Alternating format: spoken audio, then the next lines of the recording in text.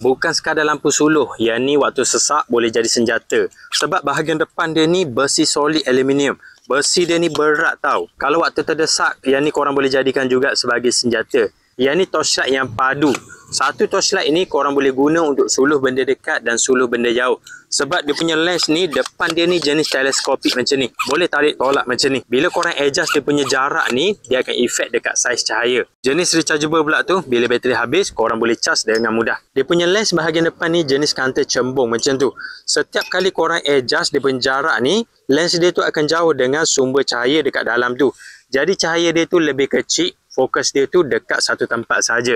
Sesuai untuk korang suluh benda jauh sebab jarak dia ni memang jauh. Kalau korang nak suluh benda dekat, tinggal rapatkan dia punya lens macam ni. Lens dia tu akan dekat dengan sumber cahaya dekat dalam tu. Jadi cahaya dia tu lebih besar, lebih luas dan lebih terang. Untuk suluh benda dekat, yang ni memang cun. Jadi sebiji torchlight ni korang boleh guna untuk dua situasi. Tak payah nak ada dua biji lampu. Ada sebiji ni, suluh benda dekat boleh, suluh benda jauh pun boleh. Memang ngam. Tambah pula dia punya depan ni memang padu punya. Kalau waktu terdesak, korang boleh jadikan sebagai senjata. Yang ni baru cun untuk korang bawa ronda malam-malam.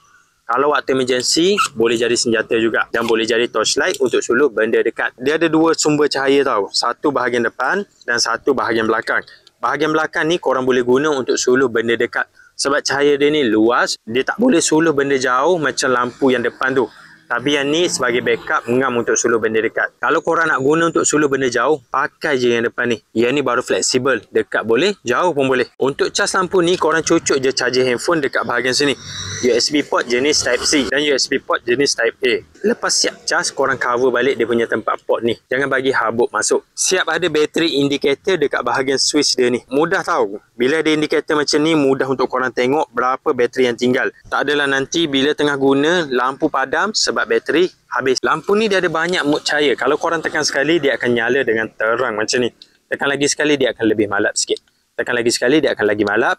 Dan tekan lagi sekali, lampu kelip-kelip macam ni. Sesuai untuk guna bila waktu kecemasan. Kalau korang bawa ronda malam-malam, kalau ada kecemasan, pakai je mode ni. Dan bahagian belakang ni, untuk hidupkan, korang tinggal hold lama-lama dia punya switch ni. Jadi dia akan nyala macam ni. Lampu belakang ni dia ada satu saja mode cahaya. Siap ada tali macam ni, sebab lampu ni sebenarnya dia agak berat. Kalau korang nak guna lama, gantung je terus dekat bahu.